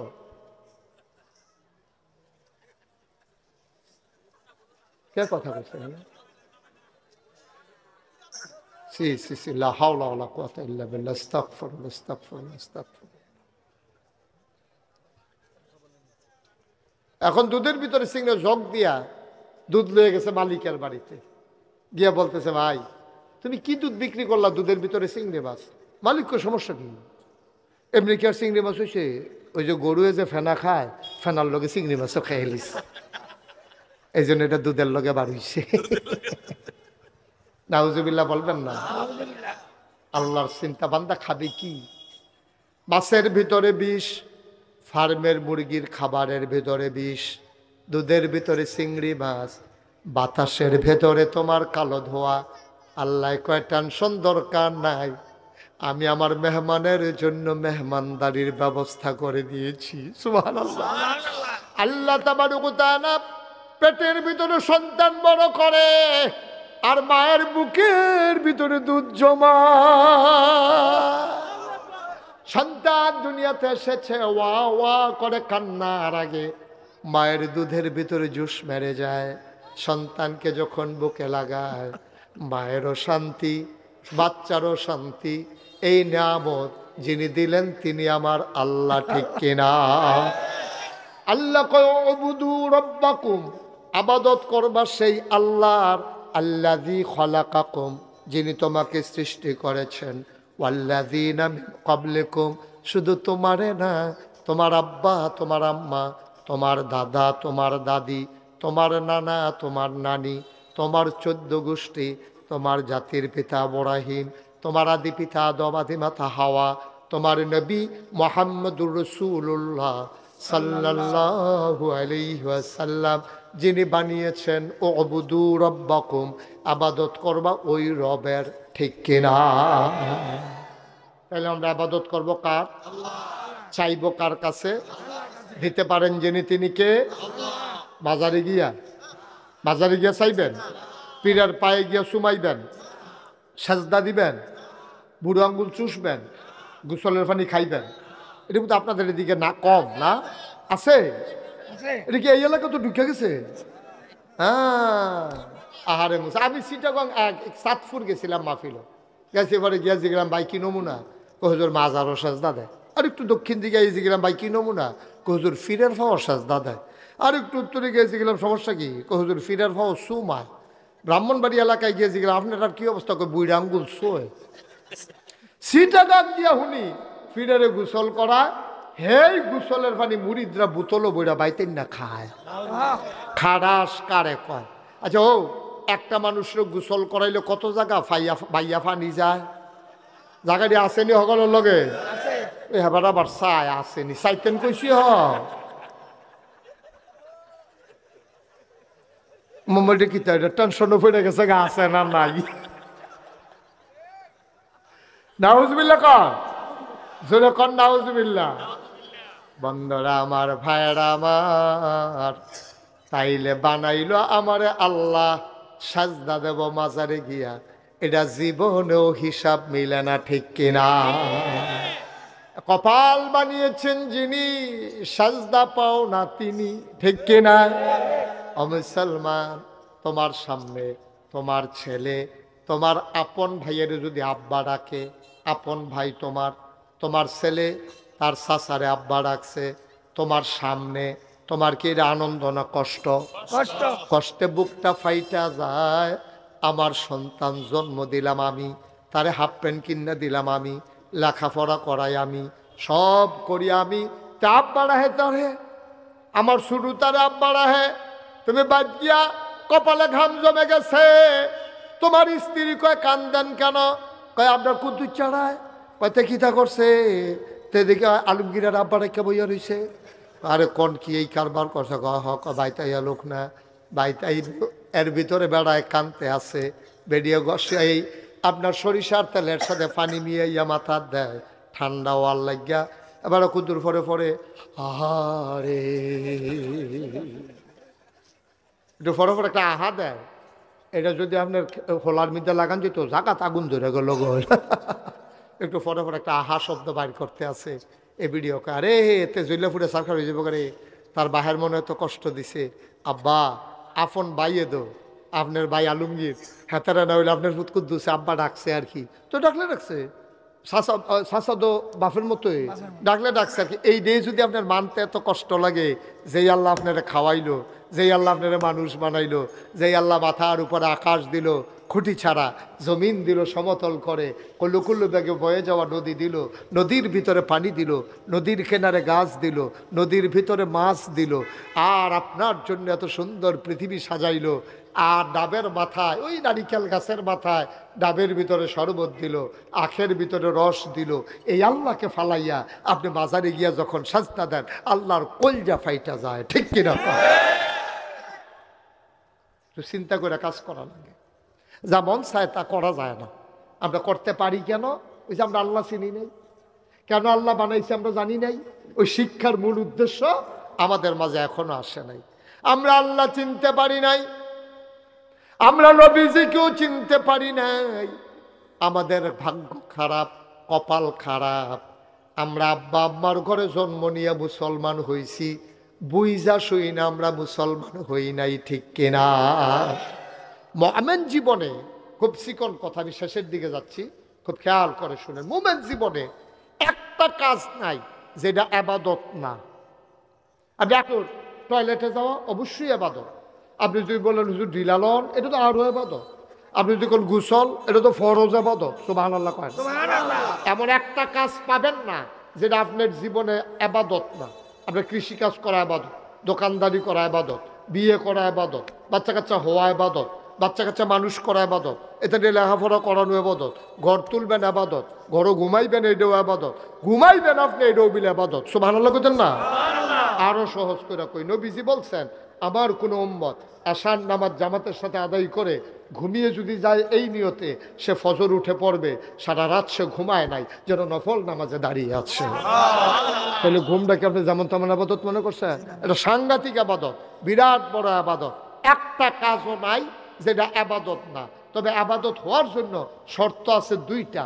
একটা হচ্ছে আল্লাহর বিধান হওয়া লাগবে, নবীর তরিকা হওয়া লাগবে। ঠিক কিনা কর? এর বাইরে কোনো আবাদত নাই। হয় আল্লাহর বিধান হবে, নবীর তরিকা হবে। আল্লাহর বিধানও থাকা লাগবে, নবীর তরিকা মতো হওয়া লাগবে, নাইলে আপনারগুলো কোনো আবাদত হয় না। এখন আমরা দি মুসলমান হইলাম, মুসলমান তো আপনি নামে না, আপনি না করেন আপনি মুসলমান হইছে, কেউ কয় না তো আপনার। আপনি নিজে কোন যে আমি মুসলমান, আমার নাম আব্দুল করিম, আমি মুশতাক ফয়েজি, ওনার নাম আব্দুর রহিম, উনি আলমগীর হুসেন। আমরা কই এটি মুসলমানের নাম, আমরা মুসলমান হইছি। আপনি দাবি করেন আল্লাহ আপনার মুসলমান বানাইছেনি, এটা হলো চিন্তার বিষয়। আল্লাহ স্বীকার করে কিনা এটা না দেখার বিষয়। আপনি না কোন বুইয়া ভাই বিয়া করবেন, হেতারা দিলে না আডে আর কয় বিয়া তো অর্ধেক আগুয়াই গেছে। কই কি অর্ধেক আগুই গেছে? কখনো কই বুইয়া ভাই কয় তোর কাছে বুঝি বুইয়া বাড়ির তারা বিয়া দিব, কয় কথাবার্তা অর্ধেক আগুয়াই গেছে। কাঁদ খালি কচকিটা কয় অর্ধেক, এক পক্ষ তো পুরা আগুয়াই গেছে। কয় কেডা? আমি রাজি, তারা রাজি হইলে সারে। তো তারাও রাজি হইতো না, তারার বিয়ে হইতো না। দুই পক্ষ না মিললে যেমন বিয়ে হয় না, গোলাম আর মনিব এক পক্ষ আর এক পক্ষকে স্বীকার না করলে গোলামি হয় না। আমি না স্বীকার করি আমার মনিব আল্লাহ, আমার আল্লাহ আমারে গোলাম কয় কিনা এটা হলো দেখার বিষয়। ঠিক কিনা? তোমারে গোলাম কয়নি আল্লাহ, তোমারে তো গোলাম স্বীকারে করে না আল্লাহ। নবীজি তো তোমার উম্মতে মনে করে না, তুমি না হুই হুই করো। তোমারে কি নবী উম্মত মনে করেনি? তুমি কি একবার নবীর লোকে তোমার কথা হইছে নি? আল্লাহর লোকে কি তোমার কথা হইছে এখনো? আল্লাহও তোমারে গোলাম কয় না, নবীও তোমারে উম্মত কয় না। সুতরাং তুমি এমনি মনে মনে মন কলা খাইতে আসো, স্বপ্নে তুমি লাল শাক খাইতে আসো। স্বপ্নের লাল শাক আর বাতের লোকে মাখাইয়া লাল শাক এক জিনিস না। ঠিক কিনা? কথা একটা মনে পড়ছে, এটা কি কইলে তা? ওই যে একটা স্বপ্নে দেখে লাল শাক দিয়া ভাত খাইতে আসছে, কি বাস্তবে না স্বপ্নে? স্বপ্নে দেখে যে লাল শাক দিয়া ভাত খাইতে আছে, আত্মাত লাল হইয়া গেছে, গাতে হরদুমসে খাইতে আছে, সাবাইয়া তুষ করে লাইতে আছে। সহালে ঘুমের তুইটা দেহে খেতাটা সাবাইয়া শেষ করে লাইছে। স্বপ্নে তো স্বপ্নে তুমি তো কত কি দেখো, তুমি নিজে নিজে কত চিন্তা করো। আল্লাহ তোমারে মেনে নিছে কিনা আব্বা, এটা হলো দেখার বিষয়। এই জন্য আল্লাহ তাবারক ওয়া তাআলা আমি পায়ে ধরে বলে যাই, অনুরোধ করে বলে যাই, ভালোবাসা নিয়ে বলে যাই, আমি তোমাদের পণ্যা। আমি দাওয়াতের জন্য একটা কথাও বলি নাই আব্বা, হৃদয়ের তাগিদ থেকে কথাগুলো বলেছি। যদি আমার কথা শুনে একটা মানুষের অদল বদল হয়, তাইলে আমার জীবনটা সার্থক হয়ে যাবে। মন দিয়ে শুনো রে ভাই, ও ভাই, দুনিয়ায় থাকতে পারবা না, যাওয়াই লাগবে তোমার। সুতরাং যাওয়ার আগে এমন একটা প্রস্তুতি নাও, যেই দিন তুমি মরে যাবা, অশ্ব দিয়া মসজিদের মিনার থেকে ঘোষণা আসবে মানুষটা নাই, দৌড়ে দৌড়ে সবাই তোমারে দেখতে আসবে, কাফন পরিয়ে দাফন করে দেবে মাটির কবরে। তুমি যখন কবরে যাবা, এমন একটা জিন্দেগি কইরা যাইও, কবরে যাইতে দেরি, কবর যেন জান্নাতের টুকরা হইতে দেরি না হয়। বলো আমি। এমন একটা জিন্দেগি আমরা চাই নাকি চাই না? কথা কয় না, চাই নাকি চাই না? শুধু চাইলেই হবে না, চাওয়া অনুযায়ী ওই অনুযায়ী আমাদের পথ চলতে হবে। তুমি চিটাগাং যাইতা চাও, আর ভাই তুইটা কইতাছ চিটাগাং চিটাগাং চিটাগাং চিটাগাং চিটাগাং, ঘুমের তুইটা তো বিষ নাই, চিটাগাং তো নাই। ঠিক কিনা কও? তুমি যাইতে চাইবা জান্নাতে, আর ঘরে শুয়ে শুয়ে বলবে আল্লাহ জান্নাত, আল্লাহ রাস্তা দিয়ে যেতে আটটাতে চলেছি, এই আল্লাহ হুন্নে হেতারা বেড়ে ডরাই নিছে তা আল্লাহ জান্নাত না দিয়ে উপায় নাই। তুমি মুই হয়ে কইবে আল্লাহ জান্নাত দিও, তুমি তো যেই কারবার করছো কথাটা কি কইলে তা? তুমি মসজিদের ভিতরে ফির সাহেবের লোকে বইয়া বইয়া জিকির করতে আসো, লাই লাহা লাই লাহা, পুরাটা মসজিদ মনে হয় কাঁপতে আছে তার জিকিরের লগে। তে ফাল দেখি আরেকবার রুফে পড়ে, আরেকবার ডর এমনি নিজে রইছে, কার উফরে গিয়া কেড়ায় পরে কোন যেত না কি একটা সেরা বেড়া যাইতে আছে। এর ভিতরে দিয়া মসজিদের সামনে একজনে ফোন দিছে, ভাই সাহেব কিস্তির টেহারা লইয়া ইসলাম। কি একটা কথা কয় না দেখি, কিস্তির টাকাটা লইয়া ইসলাম আপনি কো বসলো হ্যাঁ তো তার ফোন ছাড়ে না ভাই, কিস্তির টেহারা লইয়া ইসলাম আমি তো মসজিদের সামনে আপনি কো। এবার এই জিকিরের ভিতরে দেখতেছে লাইল্লাহ টেহা লইয়া আইয়াল্লাহ। তুমি কি মুসলমান রয়েছো আব্বা? তুমি এগুল দিয়া কইতেছ লাইল্লাহ, আর এগুল দিয়া সুদের কিস্তির টেহা আইয়াল্লাহ অনেক লেগে কইতে আসো, ডাকতে আসো। তুমি কি মুসলমান রয়েছো নি বেড়া? এই তারা উঠতেছে কেন? এই এই বসা কানটুফি, দাদা কানটুফি মানটুফি লইয়া ইয়া না করতেছে না গেটাতে সিফা দিয়ে বইয়া থাক। আমিন কন, জুড়ে কন, আরো জুড়ে।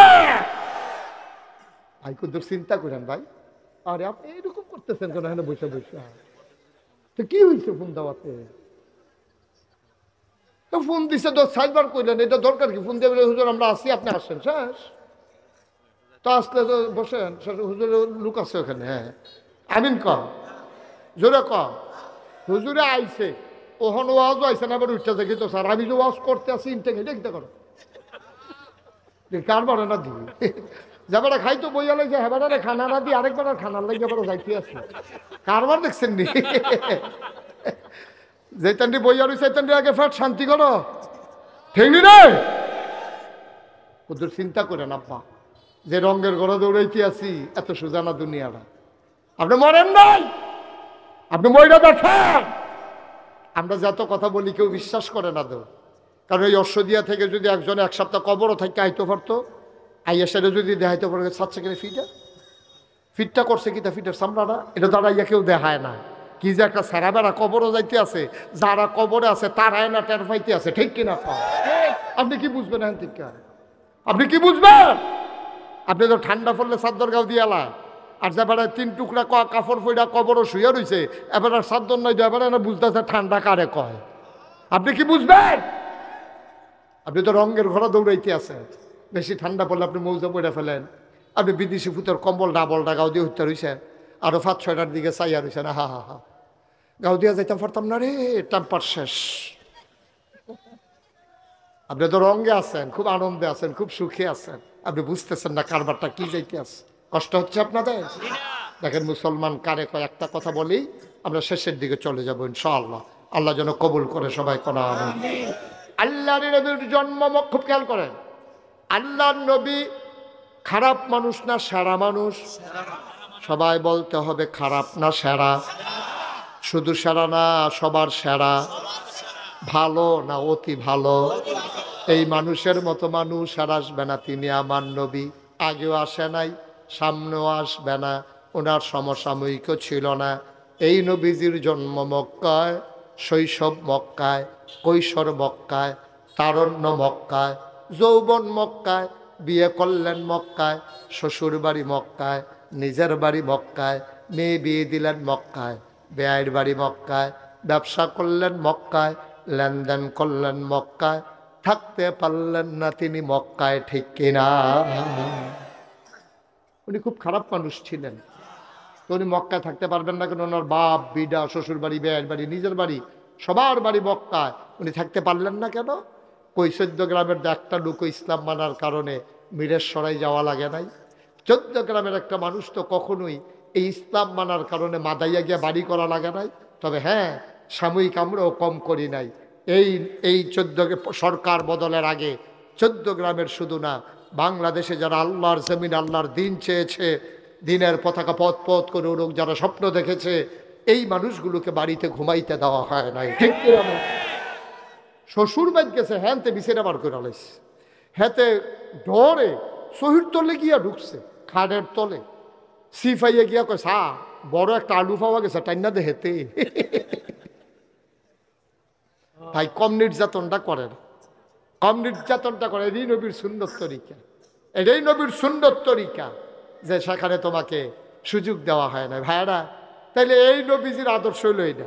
নবীজি থাকতে পারলেন না মক্কা, আমরা রাইতে থাকতে পারলাম না ঘরে, তো মিলে জিলে মোটামুটি কাছাকাছি হয়েছি আর কি। আমিন কর না কেন? জোরে কয় না আমিন। আবার নবীজিকে জিবরাইল এসে কয় ইয়া রাসূলুল্লাহ আপনি তৈরি থাকেন, চলে যাওয়া লাগবে মনে হয়। শেষের কথা শুনো 14 গ্রামের মানুষ, মুশতাক ফৈজি যদি আর কোনোদিন না আসে, আর কোনোদিন যদি তোমাদেরকে না ডাকে, মনে রাখবা আমি এসেছিলাম, মনে রাখবা কথা কয়টা বলে গেলাম। ভাই আমার বাড়িও কুমিল্লায়, তোমাদের বাড়িও কুমিল্লা, আমি ঢাকা থেকে আসি নাই, আমি চিটাগং থেকে আসি নাই, আমি সিলেটটা হুজুর না, আমরা মিল্লা জিল্লা কুমিল্লা, আমরা সবাই মিলে এক জান্নাতে থাকতে চাই নাকি চাই না? কথাগুলো খুব খেয়াল করে শুনো ভাই, মনের কান লাগাইয়া শুনো। আল্লাহর নবীর কাছে খবর চলে আসলো আপনি আর মক্কায় থাকতে পারবেন না। আল্লাহর নবী তিনি তৈরি হতে থাকলেন।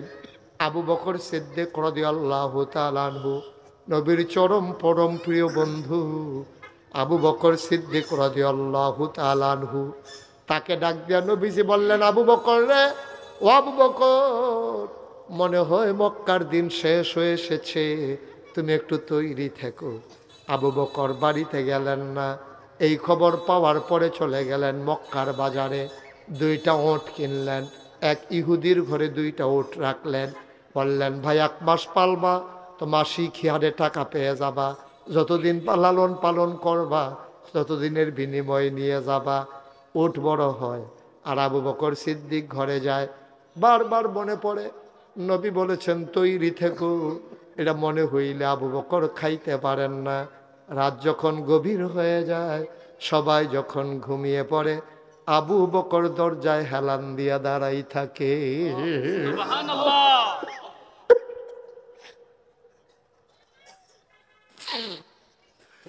আবু বকরের স্ত্রী ডাক দেয়া কয় স্বামী আমার ঘুমানোর জন্য বিছানায় আসেন। আবু বকর সিদ্দিক ডাক দেয়া কয় না বিছানায় ঘুমানো যাবে না। কয় কেন বিছানায় ঘুমাইতে যাবে না কেন? কয় নবীজি বলছে তৈরি থাকার জন্য, আমি যদি বিছানায় ঘুমাই যাই, ঘুম যদি গাঢ় হয়ে যায়, আমার ঘুম যদি গাঢ় হয়ে যায়, নবী এসে দরজায় দাঁড়িয়ে যদি কয়েকটা ডাক দেওয়া লাগে, আমি আবু বকর এটা মানতে পারবো না, মরে যাবো আমি। নবী এসে ডাকবেন আর আমি নাক ডেকে ঘুমাবো, আমি কি সেই আবু বকর? বিবি আমার, আমি দরজায় দাঁড়িয়ে দাঁড়িয়ে ঘুমিয়ে যাব, তোমরা ঘুমাও। আবু বকর দরজায় পিঠ লাগাই একবার ডানে কাত হয়, জুড়াইতে জুড়াইতে একবার পড়ে যায়, আবার সোজা হয়ে দাঁড়ায়, তারপরেও বিছানায় যায় না। ঠিক ঠিক ঠিক ঠিক একদিন নবী এসে ডাক দিলেন আস্তে করে, মৃদু সুরে, আবু বকর। আবু বকর লাফ দিয়া কয় লাব্বাইক ইয়া রাসূলুল্লাহ, লাব্বাইক ইয়া রাসূলুল্লাহ। আবু বকর দরজা খুলে দিলেন। নবী কয় আবু বকর তুমি ঘুমাও নাই, তুমি একটাকে টের পাই না কেমনে?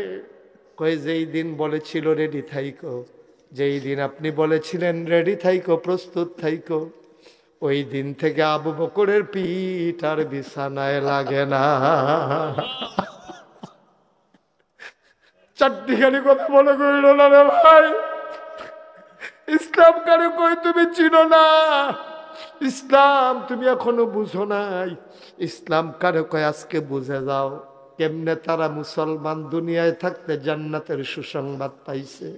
এবার আবু বকরকে নিয়ে বের হয়ে গেলেন। তিনি হাঁটলেন উল্টা দিকে, মদিনার দিকে না গিয়ে উল্টা পথে হাঁটলেন। উল্টা পথে হাঁটার পরে আবু বকর সিদ্দিক ডাক দেয়া কয় গুস্তাখি মাফ কর দিয়েছে ইয়া রাসূলুল্লাহ, গুস্তাখি মাফ কর দিজিয়ে, বেয়াদবি মাফ করবেন। আপনি কি মক্কার রাস্তা ভুলে গেছেন? আপনি তো উল্টো পথ ধরেছেন। নবীজি মুচকে হাসি দিয়া কয়, আবু বকর ভুলি নাই, ইচ্ছা করে যাইতেছি। কয় কেন যাইতেছেন? কয় কাফেরেরা যখন আমারে ঘরে না পাবে, মদিনার রাস্তায় হন্য হন্য কয়ে পাগলের মতো ঘুরবে, এই জন্য আমি উল্টা দিকে হাঁটতেছি, যেন তাদেরকে ফাঁকি দেওয়া যায়, তারা যেন খুঁজে না পায়। দেখবা ওরা খুঁজবে ওই দিকে, আমরা নিশ্চিন্তে আরাম করব এই দিকে। বলে সুবহানাল্লাহ। ও চট্টগ্রামের মুসলমান, মিয়ার বাজার পার্শ্ববর্তী অশ্বদিয়া সহ বিভিন্ন এলাকার মুসলমান, মন দিয়ে শোনো। আবার আবু বকর সিদ্দিক নবীর সাথে হাঁটতেছেন। কিছু দূর যাওয়ার পরে দেখলেন পূর্ব আকাশ ফর্সা হয়ে যাচ্ছে, সূর্য কি মেরেছে, আলোর বিকিরণ ঘটছে, সব কিছু প্রকাশ হয়ে যাচ্ছে। আবু বকর কয়, নবী গো, বুদ্ধি বুদয় আর কাজে লাগবে না, এবার বুদয় ধরা পড়ে যাব। দিনের আলো তো প্রকাশ হয়ে গেছে, এখনো তো মক্কার সীমান্ত ক্রস করতে পারি নাই, এখনো তো মক্কার ভিতরেই রয়ে গেলাম, ধরা তো পড়ে যাব। আল্লাহর নবী কয়, আবু বকর এত চিন্তা কইর না, আল্লাহ আছে, কোনো চিন্তার দরকার নাই। দেখো তো কোথাও কোনো গুহা টুহা পাও নাকি। আবু বকর সিদ্দিক চতুর্দিকে ছোটাছুটি করলেন, গিয়ে পেয়ে গেলেন গুহা। গুহার নাম সাউর। সাউর গুহার সামনে গিয়ে আবু বকর দাঁড়ালেন। নবী বললেন, তুমি সরো, আমি ঢুকতেছি গুহায়। আবু বকর সিদ্দিক হাত ছড়িয়ে দাঁড়িয়ে গেলেন গুহার মুখে। অসম্ভব, আপনি গুহায় ঢুকবেন না। কয় কেন আমি গুহায় ঢুকবো না? কয় গুহায় সাপ থাকতে পারে, বিচ্ছু থাকতে পারে, পাহাড়ি গুহা, বিষাক্ত অনেক জিনিস থাকতে পারে, আমি আগে একটু দেখে আসি গুহাটা নিরাপদ কিনা আমাদের জন্য। আল্লাহর নবী কেঁদে ফেললেন, ডাক দেখো আবু বকর, তুই ঢুকলে কি তোরে কামড়াবে না? আমি ঢুকলে আমারে কামড়াবে। নবীর কলিজা বড়া মায়া। কোরআনে আল্লাহ কয়, ফাবিমা রাহমাতিম মিনাল্লাহি লিনতা লাহুম ওয়ালাউ কুনতা ফাজ্জান গালিজাল কলব লানফাদ্দু মিন হাওলিক ফাআফু আনহুম ওয়াস্তাগফির লাহুম ওয়াশাবিরহুম ফিল আমর ফাইযা আযামতা ফাতাওয়াক্কাল আলাল্লাহ ইন্নাল্লাহা ইউহিব্বুল মুতাওয়াক্কিলিন। আমিন কোন। আমাদের এই মসজিদে তো আজান হয় নাই না? সবাই একটু ধৈর্য ধরে বসেন, আমি এখনই শেষ করে দেব। আমিন কন, জোরে কন, আর জোরে। আবার আল্লাহ কয়, নবী গো, আপনার মনটারে আমি রহমত দিয়া, মায়া দিয়া নরম কইরা বানাইছি। এই নরমের কারণে আবু বকর আপনারে গুহায় আগে ঢুকতে দেয় না। তারা আপনার চতুর্দিক দিয়ে মৌমাছির মতো গুনগুন গুনগুন করে আপনার প্রশংসা করে। আল্লাহর নবী গো, আবু বকর রে, আবু বকর, আমি গুহায় ঢুকলে সাপ কামড়াবে, তোরে কামড়াবে না। আবু বকর সিদ্দিক চোখের পানি ছেড়ে দিলেন, ডাক দেয়া কই, ইয়া রাসূলুল্লাহ, আমার মতো 100 আবু বকর যদি মরে যায় ইসলামের কিচ্ছু হবে না, কিন্তু আপনি নবীর কিচ্ছু হয়ে গেলে ইসলাম থাকবে না।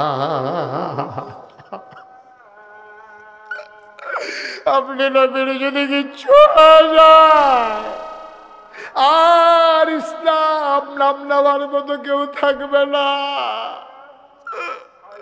আমি আবু বকর মরে গেলেও কিচ্ছু হবে না গো নবী, আমারে যেতে দেন গুহার ভিতরে। আল্লাহ নবী অনুমতি দিলেন, আবু বকর ঢুকলেন, বললেন, আহলান সাহলান মারহাবা, মোস্ট ওয়েলকাম, আসেন গুহার ভিতরে, আপনাকে স্বাগতম। নবী গুহার ভিতরে ঢুকেই বললেন, আবু বকর, বড় ক্লান্ত পরিশ্রান্ত মনে হচ্ছে, একটু বিশ্রাম ফরমাইলে ভালো হতো। আবু বকর বললেন, নো চিন্তা, কোনো টেনশন নাই, আমি আসন পেতে বসতেছি, আপনি মাথা রেখে ঘুমিয়ে পড়ুন। আবু বকর আসন পেতে বসলেন, আল্লাহ নবী কুলের ভিতরে মাথা রাখলেন। আবু বকর আস্তে করে কপালে টিপে দেয়, চুলের মাঝে বিলি কেটে দেয়। নবী আরাম পেয়ে চোখ বন্ধ করে ঘুমিয়ে পড়লেন। আবু বকর চতুর্দিকে তাকায়া দেখে ওই গুহার ভিতরে চতুর্দিক দিয়া ছোট ছোট গর্ত, গর্তের ভেতর থেকে সাপের জিহ্বা লক লক করে। আবু বকর ভয় পেয়ে গেলেন, ওনার পাগড়িটা ছিঁড়ে ফেললেন, টুকরা টুকরা করে সবগুলো সাপের গর্ত বন্ধ করে দিলেন। কাপড়ের টুকরা শেষ, গর্ত রয়ে গেল একটা। কাপড়ের টুকরা আর নাই, গর্ত একটা বাকি আছে। আবার আবু বকর সিদ্দিক চিন্তা করলেন কি করা যায়। তিনি আবার পা দিয়ে ওই গর্তের মুখে চাপা দিয়ে রেখেছেন। বিষাক্ত সাপ বের হতে না পেরে আবু বকরের গায়ের ভিতরে ধ্বংসন করেছে, ছুবল মেরেছে। বিষাক্ত হয়ে গেছে শরীর, নীল হয়ে গেছে শরীর। আবু বকরের চিৎকার বের হতে চায়, নিচের ঠোঁটটারে দাঁত দিয়া কামড়ে রেখে চিৎকার থামাইয়া নবীর ঘুম নির্বিঘ্ন করতে চায়। আমি আওয়াজ করলে যদি নবীর ঘুম ভেঙে যায়, আবু বকর আওয়াজ বের হতে দেয় না।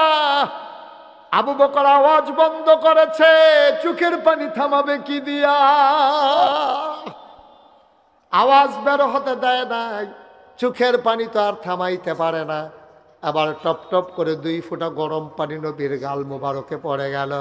নবী চমকে উঠলেন, তিনি থমকে দাঁড়ালেন, তিনি আশ্চর্যান্বিত হয়ে গেলেন। আবু বকর কেন কাঁদে? নবী লাফ দিয়ে উঠে বসলেন। আবু বকর কেন কাঁদো? নিশ্চয়ই ছোট্ট মেয়েটার কথা বাড়ির মনে পড়ছে। বাড়ির কথা বোধহয় তোর মনে পড়ছে রে আবু বকর, সংসারের কথা মনে পড়ছে।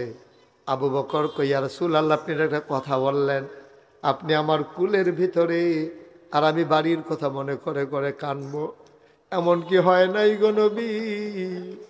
3 দিন না খাওয়া বাচ্চা আপনার চেহারার দিকে তাকিয়ে খাবারের কথা ভুলে গেছে, আর আপনার আমি কুলে শোয়াইয়া বাড়ির কথা মনে করব। আল্লাহ নবী আবু বকর তাইলে কান্দ কেন? আবু বকর আবার ডাক দেয়া কয়, মনে করেছিলাম বলবো না, না বলে তো আর রাখতে পারলাম না। আপনি জিজ্ঞেস করে ফেলেছেন। নবী গো, সাপ আমারে কামড়ে দিয়েছে, সুবল মেরেছে। দেখি দেখি কি দেখি, কোথায় সাপ তোমারে কামড়ে দিয়েছে? কেন তুমি আমারে ডাকলা না? দেখি কোথায় কামড়ে দিয়েছে। আবু বকর পা এনে দেখালেন। আল্লাহ নবী আস্তে করে বিসমিল্লাহ বলে আঙ্গুলের মাথায় একটু লালা মুবারক লাগাইলেন। আবু বকর সিদ্দিক সাক্ষী দেয়, আমার পায়ে যখন লালা লাগানো হলো, খোদার কসম সাপ কামড়ানোর আগে আমার পাটা যত আরামে ছিল, নবীর লালা মুবারক লাগার পরে ওই আগের চাইতে আরো বেশি আরাম পাইতেছিলাম। অশ্বদিয়ার মুসলমান, মন দিয়ে শুনবা, মনোযোগের সাথে খেয়াল করবা। আল্লাহ তাবারক ওয়া তাআলা আমাদেরকে এই সুযোগ দিয়েছেন। তোমাদের এলাকার মানুষের ভাগ্য ভালো, বাড়ি থেকে গরম ভাত খাইয়া মসজিদের দোতলায় এসে হেফজখানায় ছেলেরা পড়ে। দূরে যাওয়া লাগে না, টাকা দেওয়া লাগে না, কি খায় না খায় খবর নেওয়া যায় না, এমন হয় নাই। তোমাদের কপাল বড় ভালো, তোমাদের বাড়ির সামনেই তোমাদের হিফজখানা, সুন্দর করে ছেলেরা পড়তেছে। আল্লাহর নবী কয়, যখন কোনো একটা ছেলে হাফেজ হয়ে যায়, তার বাবার মাথায় একটা নূরের টুপি দেওয়া হবে। ওই নূরের টুপিটার আলো গোটা হাসরের ময়দান আলোকিত করে দেবে। প্রতিটা ঘরে ঘরে একটা করে বাচ্চা হাফেজ বানাই দাও, প্রতিটা ঘরে ঘরে হাফেজ কোরআন তৈরি করে নাও। তাইলে এই হাফেজের মাধ্যমে 10টা লোক জাহান্নামী বান্দাকে সুপারিশ করে করে হাফেজ জান্নাতে নিয়ে যাবে। বড় ঈশা কপাল ভাই, এই মাদ্রাসাটা সুন্দরভাবে চলুক। আর মাগরিবের পরের আয়োজন, আমার মন সাক্ষী দিয়েছে, তোমাদের মাহফিল আমার আল্লাহ কবুল করে নিয়েছে। 33 বছর আমি মুশতাক ফয়েজি মাহফিল করি, মাহফিল কদম দিলে মাহফিলের ওজন বুঝি। আজকে মন সাক্ষী দিয়েছে, তোমাদের আজকের এই মাহফিল আমার আল্লাহ কবুল করে নিয়েছে। সুবহানাল্লাহ বলেন। সবাই পড়ে না আমিন? জোরে পড়ে না আমিন? এই কবুল হওয়া মাহফিলটাতে আমার পরে আমার নেতা আছেন, আমার বড় আলেম আমার ভাই আছেন, উনি ইনশাল্লাহ কথা বলবেন। গাজীমোড়া মাদ্রাসার সম্মানিত প্রিন্সিপাল হুজুর, হেড মুহাদ্দিস হুজুর, বড় ভালো মানের আলেম, উঁচু মানের বক্তা। আমিও যদি সময় থাকে ওনার কথা শুনি, একটা লোক যাবেন না, ওনার কথা শুনে দোয়া করে তারপরে আমরা সবাই যাব ইনশাআল্লাহ। সবাই কোনা আমিন, জোরে কোনা আমিন। আমরা সবাই মিলে বক্তা স্যার একটু দোয়া করব। অনেকের আব্বা আম্মা কবরে, যেই ছেলেটা হাফেজ হলো, প্রথম যাকে পাগড়ি পরালাম, তার বাবা বিদেশে পড়ে আছে, তার দাদা বসে বসে নাতির জন্য কাঁদতেছে। মারহাবা বলবেন না? আমরা 1 মিনিট দোয়া করব, তার আগে আমার একটা আবদার আছে। আবদার হলো, আমার দোয়ার আগে একটা লোকও নড়বেন না, পারলে দেবেন, না পারলে নাই। এই কোরআনের মাদ্রাসায় আমরা সবাই মিলে আমাদের তৌফিক অনুযায়ী প্রয়োজনে 2টা টাকা দেব, মাত্র 2 টাকা। এরপর আপনি যা পারেন তা দিন, আমার কোনো আপত্তি নাই। তবে যাওয়ার দরকার নাই, সবাই দয়া করে, আমরা দোয়া করে একসাথে যাবো ইনশাআল্লাহ। আমার ছেলেরা আসতেছে, আপনারা 1000, 2000, 500, 100, 10, 20, 50, যে যা পারি, একজন লোক আমরা খালি যাব না ইনশাআল্লাহ। কোরআনের মাদ্রাসায় আবুল বাশার মিয়াজি, জনাব আবুল বাশার মিয়াজি, মাশাআল্লাহ, জনাব আবুল বাশার মিয়াজি, যিনি প্রতিষ্ঠাতা না মাদ্রাসার, যিনি প্রতিষ্ঠাতা আবুল বাশার মিয়াজি, উনি 1 নম্বরে দিয়ে দিলেন 1 লক্ষ টাকা। বলো মারহাবা। কই মাদ্রাসার ছেলেরা কই? ভিতরে ঢুকো তোমরা। হ্যাঁ, ছেলে হাঁটবা না তোমরা, যারা ব্যাগ আছে শুধু তারাই উঠবা, বাকি তারা বসো। বিসমিল্লাহ বলে সবাই যান ইনশাআল্লাহ। আবুল হাশেম মিয়াজির ছোট ভাই, আবুল বাশার মিয়াজির ছোট ভাই মনির মিয়াজি, উনিও দিলেন 50,000 টাকা। বলো মারহাবা। কবুল করে, মঞ্জুর করো, মনের আশা পূরণ করে দাও, দানের হাদিয়া সোনার মদিনায় পৌঁছে দাও, কামাই রোজগারের রহমত আর বরকত বাড়াইয়া দাও কনা আমি। কারণ সামনে থেকে যেন খালি যাওয়া না লাগে, এটা আমার একটা আবদার। আপনি 2 টাকা দিয়ে। হ্যাঁ, আহা, কি নাম না? আব্দুল হান্নান শিকদার। গতকালকে তার আম্মা এন্তেকাল। মাশাআল্লাহ, গতকালকে, হ্যাঁ, গতকালকে তার আম্মা এন্তেকাল করেছে বৃহস্পতিবারে। আহারে মা, আহারে মা, মা, আহারে মা। মায়ের জন্য দোয়া না করে চলে যাবে। এই যে ছেলেগুলা, তোমাদেরকে এত আদর করি, তোমরা হাঁটা শুরু করো, দোয়াটা করে যাও। হ্যাঁ, বোকা ছেলে, সবাই দোয়া করে যাবো। আপনার ফাঁসি হবে নাকি? এনে বসো, আবার হাত উঠায় বোকার মতো। আয় আল্লাহ, আমার ভাই উনি মাদ্রাসার জন্য দিলেন 30,000 টাকা। কবুল করো, মঞ্জুর করো, মনের আশা পূরণ করে দাও, দানের হাদিয়া সোনার মদিনায় পৌঁছে দাও। আয় আল্লাহ, হাজি মইজুদ্দি মনসার বাড়ি, মনসান বাড়ি, উনি দিলেন 5,000 টাকা। বলো মারহাবা। কবুল করো, মঞ্জুর করো, মনের আশা পূরণ করে দাও, দানের হাদিয়া সোনার মদিনায় পৌঁছে দাও কনা আমি। মাশাআল্লাহ, মাশাআল্লাহ, অনেকে দিছেন। আর বসেন, আপনি বসেন, বসেন। টাকা উঠানো শেষ? যাদের টাকা উঠানো শেষ সবাই নিয়ে আসো, সবাই নিয়ে আসো টাকাগুলা। আমার একটা কথা শুনেন, আমি এখনই দোয়া করে দেবো, একটু 1 মিনিট দোয়া করব, সবাই কনা আমিন। আমার মিজানুর রহমান ভাই উনি 5,000 টাকা দিয়েছেন। এই যে, এই রে কানটুফি, বস, মারহাবা কন। ওই আরেকটা সানা, ওই ইয়ার লগে জ্যাকেটের লগে টুপি পরে সিঁড়ে লিছে, ফায়জামাটা পরে সিঁড়ে লিলি না গাইডের লগে। আমিন কন, জোরে কন। আপনারা জানেন, পোস্টারে দেখেছেন মোশতাক ফয়েজি পীর সাহেব, দেখছেন না আপনারা? আমি কিন্তু পীর সাহেব হতে চাইনি, আমার স্বপ্নও ছিল না, চিন্তাও ছিল না, আমার কোনো ভাবনাও ছিল না, এটা আমার আকাঙ্ক্ষাও ছিল না।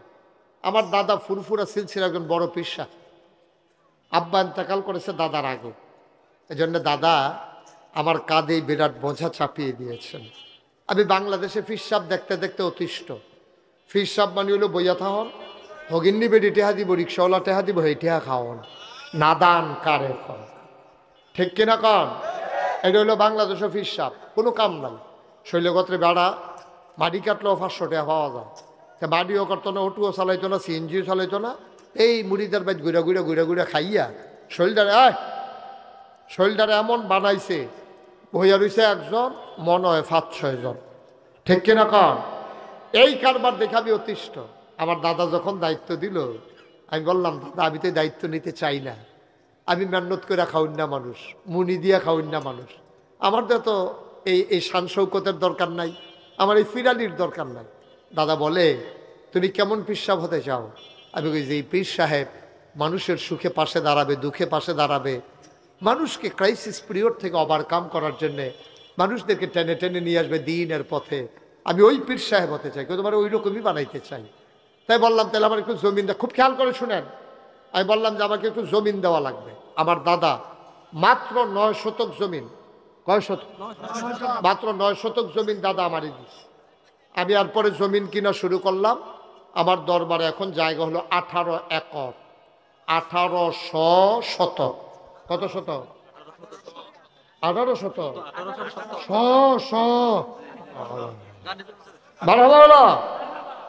জানে বার হাবা কয় না। 1800 শতক জমিনের উপর আমার 10টা প্রতিষ্ঠান, একটা খানকা, একটা দাখিল মাদ্রাসা, নুরানি মাদ্রাসা, হাফিজিয়া মাদ্রাসা, ধাতব্য চিকিৎসালয়, গণপাঠাগার, গবেষণাগার, ছাত্রাবাস, ইয়াতিমখানা, মসজিদ। আমি মসজিদের কাজ যখন শুরু করবো, আমার ইঞ্জিনিয়ার যারা দরবারের মুরিদ আছেন তাদেরকে বললাম একটা ড্রয়িং করো, ভিউ দাঁড় করাও। ওরা নিয়ে আসলো, দেখলাম বিশাল এক মসজিদের ডিজাইন। আমি বললাম এই মসজিদ কত বড়? এই মসজিদে একসাথে নামাজ পড়তে পারবে 6000 লোক। কয় হাজার? তো মারহাবা কইতেন না, কয় হাজার? আমি কইলাম যে আরে 6000-এর মসজিদ, এটা বেশি বড় বড়, এটা করতে কীরকম লাগতে পারে? কই 15 কোটি। যেমনি কইছে আমি মনে করছি 15 কোটি টাকা। নিচতলায় হাসপাতাল, দোতলায় 3 তলায় মসজিদ, একতলার ছাদ হয়েছে জুন মাসের 1 তারিখে। একতলার ছাদের পরে ইঞ্জিনিয়ার আমার ডাকাই নিয়ে কয় যে হুজুর ওই যে কইতাম 15 কোটি, ওই তো না। আমি কিতা কয় 30 কোটি লাগবে। মার হাবা বলবেন না? আমার মসজিদ এখন 30 কোটি টাকার প্রকল্প। গত পরশু দিন দরবার থেকে যখন বের হয়েছি দেখলাম এই পর্যন্ত 4 কোটি 35 লক্ষ টাকা খরচ হয়ে গেছে। টাকা পাইলাম কই? মসজিদের সময় নিয়ত করেছিলাম, আল্লাহ যদি তুমি আমারে সুস্থ রাখো আর মসজিদের কাজ যখন ধরব তখন একসাথে 1 বছরে মাহফিল করে যত টাকা হাদিয়া পাই, পুরো 1 বছরের হাদিয়া আমি মসজিদের নামে দান করে দেব ইনশাআল্লাহ। আমি 25 লক্ষ টাকা দিয়া তারপরে কাজ শুরু করেছি। আমি তো ধনী মানুষ না, আমি গরিব মানুষ। তারপরে আমি 25 লক্ষ টাকা দিয়া মসজিদের কাজ ধরেছি। আমার এই মসজিদে ভিক্ষা করা মহিলা থেকে শুরু করে রিক্সা শ্রমিক জনতা, কোটিপতি পর্যন্ত এমন কোনো মানুষ নাই যাদের টাকা লাগে নাই। আমি আপনাদেরই মানুষ। এই মসজিদ আমার স্বপ্ন। আমি মাহফিল শেষ করে মসজিদের ছাদে গিয়ে উঠি, রাতের মাঝরাতে আমি আল্লাহকে সাক্ষী রেখে কাঁদি, আল্লাহ আমি যদি মরে যাই এই মসজিদ কে করবে? তুমি আমাকে ওই হায়াত দাও যেন মসজিদটা শেষ করে তারপরে মৃত্যু হয়। আমিন বলবেন না? তুমি তোমার বন্ধু নবী বলেছেন, মাম বানা লিল্লাহি মসজিদান বানাল্লাহু লাহু বাইতান ফিল জান্নাহ, যে দুনিয়ায় মসজিদ বানাবে তুমি আল্লাহ তার জন্য জান্নাতে ঘর বানাবা। দয়া করে আমাকে এই যারা এই মসজিদে শরীক হবে সবার জন্য জান্নাতে ঘর বানাই দিও। আমিন বলবেন না? আমি সবার জন্য প্রাণ ভরে দোয়া করি। আজকে যে মানুষটার আম্মা ইন্তেকাল করলো, উনি দেখেন আলাদা করে ওই মসজিদে, সোশ্যাল মিডিয়ায় শুনেছে, ইউটিউবে ফেসবুকে দেখেছে, মসজিদের জন্য 20,000 টাকা আমার ভাই তার মায়ের নামে দিয়ে দিয়েছে। আল্লাহ তোমার বন্ধু নবীর কথা অনুযায়ী এই 20,000 টাকার উসিলায় যেহেতু সে মসজিদে দিল, জান্নাতের ভিতরে তার মায়ের জন্য একটা ঘর বানাই দিও। আমরা সবাই মিলে এখানে যারা আছেন, এটা আমার একটা আবদার। আমি কখনো নাগাইশের পীর সাহেব কারো কাছ থেকে হাত পাইতে একটা টাকাও নেয় নাই। আমি কষ্ট করে খাওয়া মানুষ, কিন্তু আমার মসজিদের জন্য আমি একজন রিক্সাওয়ালার কাছেও হাত পাততে আমি কুণ্ঠাবোধ করি না। আজকে আপনাদের সবার সামনে আমার আবদার, আমার এই মসজিদের জন্য একটা লোকও খালি যাবেন না। সবাই মিলে যে যা পারি, একবারে শুধু বাচ্চা 2টা টাকা হইলে দেবে। বুট খাইতে কিনে আনছে, বুট খাওয়ার জন্য যে 2 টাকা আনছে ওই টাকাটাই আমার মসজিদে দেবে ইনশাআল্লাহ। আল্লাহ যেন কবুল করে। আপনারা যারা বয়স্ক আছেন, ধনী নির্ধন আছেন, সবার কাছে আমার এটা এক আবদার, আপনি শরীক হবেন, আপনি শরীক হবেন। আল্লাহ ঢাইলা দেবে, নিয়ে কুলাইতে পারবেন না ইনশাআল্লাহ। আমার ছেলেরা আসতেছে, তোমরা যারা এখানকার যুবক আছো 2-1 জন ভাই একটু সহযোগিতা করেন, 2-1 জন ভাই একটু উঠেন, সহযোগিতা করেন। যারা আপনি উঠেন একটু, যারা দিতে চায়, আপনি যেমনি স্লোগান দিছেন আবার এমনি টেহা তুললেন না, মানুষে ডরাইব। হ্যাঁ, মাশাআল্লাহ। মাহবুব মিয়াজি মাদ্রাসার জন্য 50,000 টাকা দেবে। সবাই বলেন মারহাবা। আল্লাহ যেন কবুল করে। সবাই করবেন, একটা লুকো খালি যাবেন না। এই মঞ্চের সামনে যারা আছেন, আপনি 2 টাকা দেন, আপনি 2টা টাকা দেন, তারপর আপনি শরিক থাকেন, আল্লাহ ঢাইলা দেবে। আপনি নিয়া কুলাইতে পারবেন না। আপনি তো বলতে পারবেন যে আল্লাহ আমি নাগাইশের বিশাল মসজিদে আমি 10টা টাকা হইলেও দিছিলাম, আল্লাহ ঢাইলা দেবে, কপাল খুলে যাবে। আর এই মাদ্রাসার জন্য সব সময় সবাই খেয়াল রাখবেন, আল্লাহ বরকত দেবে ইনশাআল্লাহ, ইনশাআল্লাহ। আল্লাহ মাশাআল্লাহ। এটা কি হইল? আমরা একটু দোয়া করবো না? কথা হইল। সভাপতি সাহেবের মেয়র জামাই মুজাম্মেল ভাই, উনি ইনশাআল্লাহ মাদ্রাসার জন্য 5,000 টাকা দিয়েছেন। কত?